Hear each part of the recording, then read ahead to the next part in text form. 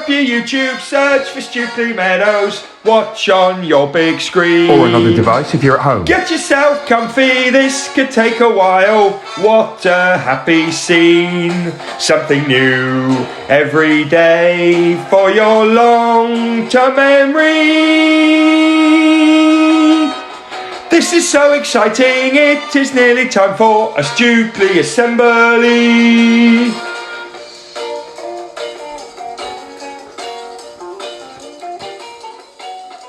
Good morning everyone, and welcome to, or good afternoon, and welcome to Wednesday's reading assembly. For each other we, every day we, to improve we, together we will. Every single Stukeley day we focus on. Our Stukeley motto is, our Stukeley curriculum is, our Stukeley plan for home learning is. 4 words that make the magic happen. Yes, they do. Right, everyone, I am in a rush because I love reading assemblies, and also England are playing. I want to keep an eye on the score. Anyway, welcome to Wednesday. I need to start off with an authory warm-up. I need to make sure we get some author stuff going. So here's a brand new author retrieval game that I'm going to play with you. In a moment, I'm going to show you some letters on the screen. They're initials. I'm going to show you some letters on the screen. The letters are going to be there for about 3 seconds. 1, 2, 3. After 3 seconds, the answer will appear. You've got to look for the letters and shout out in a nice way, in a polite way, shout out who you think the author is. Okay, so the first example, here's an easy one. Look at the initials. Yeah, easy. It's Roald Dahl. Yeah? Come on. Okay, right, let's do the first proper one. Here we go. Correct. Right. Remember, if you think you know who it is, say it. Say it out loud in class. Right, next one. Here we go. Yes, well done. Okay, here's your next one.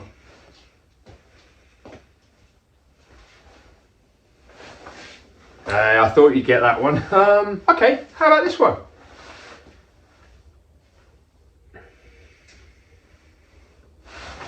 Yes, brilliant. Okay, here's another one. Ooh, that was a bit tricky. Let's try another.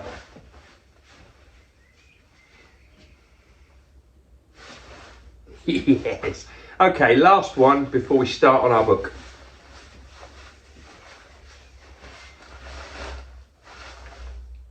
Well done, whoever got that one. Right, just before we get the book out, it's kind of tradition, isn't it? It's tradition that I show you the Marvellous Medicine. Let's see how it's doing. Oh, here it is. Lids off. Oh.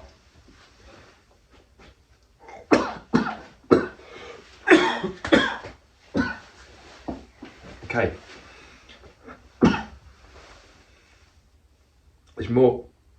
There's more mould in here. In fact, I'm going to show you a bit of the mould. Can you see that white on there? Yeah. I'll be honest with you, I am going to have to get rid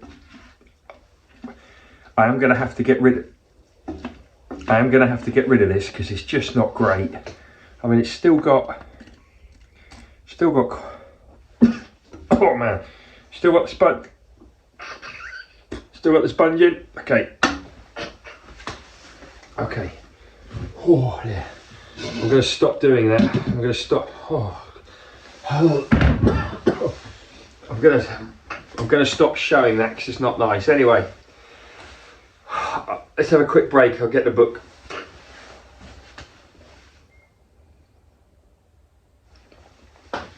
Back on Great Expectations. Now remember, this is the abridged version. This is the short version of Charles Dickens' famous book. Very, very, very quick recap, quick retrieval of what happened in the start of the book. Pip lives with his big sister, Mrs. Joe, and his Uncle Joe, live in a farmhouse. They don't have much money. He goes out on Christmas Day. He meets this criminal, this convict called Magwitch. He helps Magwitch, but Magwitch then gets taken away by the soldiers, kind of by the police. The next day, I think is it Christmas Day, his uncle Pumblechook says, I want you to go up to Miss Havisham's house. Pip gets in a carriage, gets driven up to Miss Havisham's house, and there he meets this rather ghostly woman. I mean, I don't know, they don't like this picture, but there she is. White face. She looks like she's wearing like an old wedding dress. Everything's covered in dust. The clocks have stopped. And Miss Havisham makes him play cards with a girl called Estella. Now Estella is beautiful, miserable but beautiful. And there they are playing cards together. Pip really doesn't enjoy it. It feels like Estella's mean to him and Miss Havisham's mean to him. So then he goes home. And that's where the book carries on. Okay. Pip's visits to Miss Havisham's house became more and more regular, and they always followed the same pattern. Play, play, play, commanded the ghastly old lady, and Pip always did what he was told, although the strange feeling in the room made him feel uncomfortable. Over the weeks and months, Pip learned that many years ago, the man that Miss Havisham was going to marry cancelled the wedding on the same day it was going to take place. The wedding had come, but the groom had not. Since that dreadfully sad day, the heartbroken bride, Miss Havisham, and her room had not changed at all, other than the gently fading and gathering dust. So this is a really sad bit. Miss Havisham, many years ago, maybe 30, 40 years ago, was going to, actually it might tell us how many years ago, was going to marry someone. He basically said no on the day of them getting married. He ditched her. And she has stayed in her wedding dress ever since then. And I think the wedding cake is also in the room. Do you remember the cake? Look at me, she once asked Pip, putting her hand to her face. What do I touch? Your face, Miss Havisham? My heart is broken, Pip, broken. She turned to Estella. If you can break Pip's heart as mine is broken, then break it. Have no mercy. What a horrible woman. Pip did not play his cards very well that morning. As Estella walked him back to the gates, she remained cold, hard and miserable, and she looked at him as if he were a dog in disgrace. Pip felt humiliated, hurt and angry. When tears started to sting his eyes, Estella glanced at him with delight. You may kiss me if you like, boy, she said. And although Pip didn't really want to, he was drawn to her, and he kissed her cold cheek, but then told himself that he would never cry for her again. So I think, although Estella is horrible to him, I think Pip is kind of falling in love with her, and he wants to be kind to her, but she's not kind to him. It's very difficult. Back at the farmhouse, in the smithy, Uncle Joe was skillfully hammering red-hot iron into a horseshoe. Pip studied Joe's hard-working hands, then looked at his own hands. I wish I wasn't so common, complained Pip. You must be content to live well and die happy, responded Joe. Pip looked away. But I want to be a gentleman, he thought to himself. I want Estella to love me. With this in mind, Pip set himself to learn to read and write, because he'd never learnt how to do them before. His friend, Biddy, agreed to help him. Just like Pip, Biddy was an orphan, which meant her mother and father had died, and she was expected to be grateful. Her hair was untidy, her hands were dirty, her shoes were broken, but she was always happy and ready to help. With Biddy helping him, Pip made rapid progress and started to read and write on his own. "Why didn't you ever go to school?" Pip asked Uncle Joe one evening. "My father wouldn't let me, old chap." It did mean I didn't get anything learned." Pip wrote the word Joe on a piece of paper. Can you read this, Joe?" "Well, there's a J and I think that's an O," studied Joe. "Why, it says the word Joe, Pip." "Oh, wow, how brilliant reading is, Pip. You are a scholar." Pip loved his family, especially his Uncle Joe, but he was starting to feel a bit ashamed and a bit embarrassed about him. This got even worse whenever Miss Havisham asked Pip to visit her, and then one day she asked Joe to visit her too. Joe was very anxious about fitting into his suit, and Pip was very anxious about being embarrassed. "You are the husband of the sister of this boy?" inquired Miss Havisham when he arrived. "Hey, we're the best of friends, ain't we, Pip? We're the best of friends," smiled Joe. Pip looked down at Joe's fidgety, rough hands. And are you going to make this boy your apprentice?" said Miss Havisham. "Well, I think that's what our boy Pip wants," said Uncle Joe. Pip squirmed with embarrassment, and he wished that Joe would direct his answers to the person asking the questions rather than to him. Pip also saw that Estella was smirking. So Pip loves Joe, but he's also embarrassed about Joe's behaviour, and now Estella and Miss Havisham are trying to work out what's going on. "I shall pay for his apprenticeship," said Miss Havisham. "He's been a good boy, and this is his reward." So Pip began working as Joe's apprentice, and his visits to Miss Havisham's house soon stopped. Even though he didn't see Estella again, he still burned with the shame that she'd made him feel. Becoming a blacksmith was no longer what Pip wanted. He wanted to become a gentleman, and he started to resent and dislike his Uncle Joe. 3 years passed by, and Pip grew into a young man. His sister, Mrs. Joe, became seriously ill, and Biddy, Pip's friend, had to move into the house to look after her. Biddy became Pip's true friend. "I wish I could make myself fall in love with you instead of Estella," Pip told her one day, "but I want to be a gentleman. I do feel ashamed of my life here with Joe and you." Biddy replied quietly and honestly, "This working life you've got, Pip, is nothing to be ashamed of. Joe is a good fellow." "Oh, Joe is a good fellow," said Pip. "He's just a little bit backwards in his learning and his manners." Biddy said nothing. And we'll finish there. Right, what's happened in our story just now?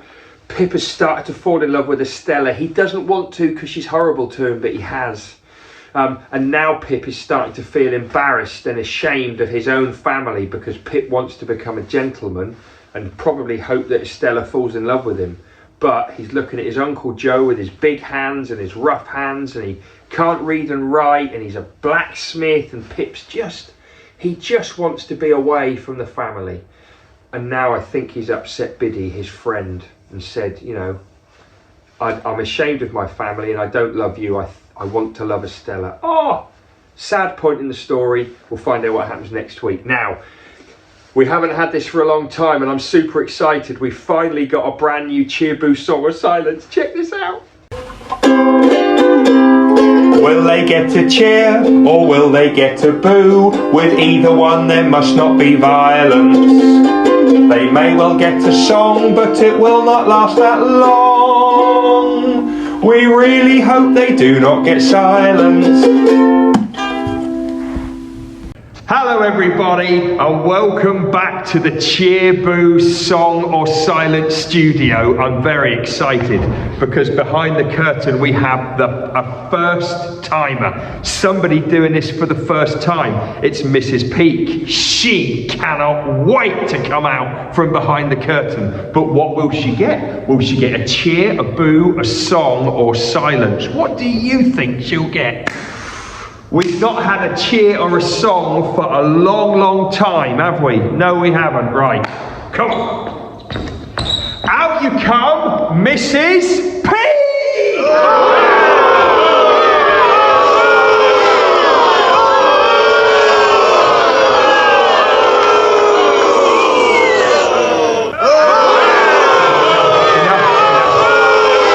Enough. Stop. Leave her alone. Okay.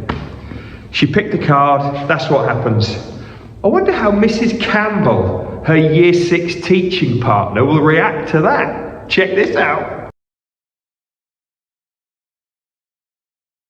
You come, Mrs. P!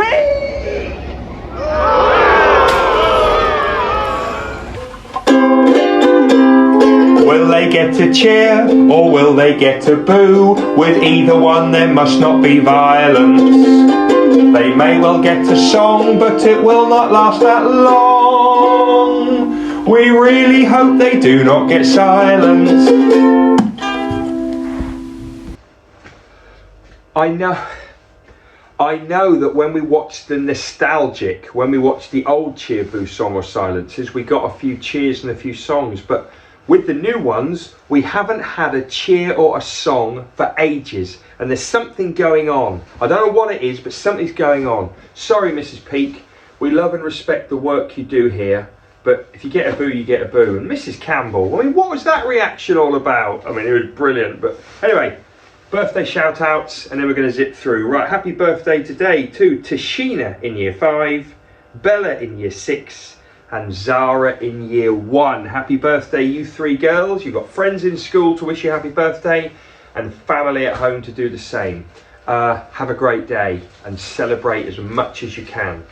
Also, I'm going to give a shout out to Mrs. Page's and Mrs. Hunt's Year 2 class. I was outside with them on a lunchtime duty yesterday and they let me join in the game of football. I mean, to be honest, I came on as a substitute. I scored 6 goals. Yeah. But I can't really give myself a shout out. So shout out to those Year 2s who played beautifully. They had manners. They were competitive. They tried to win, but I enjoyed it. So thank you, Year 2s, for looking after me, giving me a great experience. That's it. Let's zip through to most important 60 seconds. The most important 60 seconds are coming up now. The most important 60 seconds are coming up now. It may not feel extra super massively busy at the moment, but I can promise you all, your teachers and your adults are working so hard to make these next few weeks great and get ready for September. Children, I need you to listen to this, and I need you to listen to this really hard. You've hopefully all been asked about friends that you might like to be in a class with next year. I promise, and your teachers promise, that you will be with one of the friends that you've chosen who you might like to be with next year. But you need to trust the teachers, and you need to trust me to make the right decision for classes next year. You will all be put into a class where we want you to be happy. You will all be put into a class where we want you to work hard and be kind. So over the next few days, your teachers will be getting that information ready, and you will all find out at the end of next week, I think, which class you're in next year, and you'll start to get excited about things that are coming up. Have a great day, everyone.